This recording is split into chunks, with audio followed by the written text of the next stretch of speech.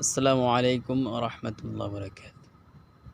ফজর নামাজের পরে একটু মিষ্টি বাতাসে ঘুরতে বের হয়। এই যে আল্লাহর কুদরতে সূর্য উদিত হইতেছে। এটা হচ্ছে একটা মুস্তাশফা হচ্ছে হসপিটাল। আর এটা হচ্ছে অফিস, আদালত। এখানে কেস মামলা করা যায়। আর ওই পাশে দেখতেছেন, এটা হচ্ছে মসজিদ, জামে মসজিদ। এই মসজিদে আমরা জুমা পরে থাকি।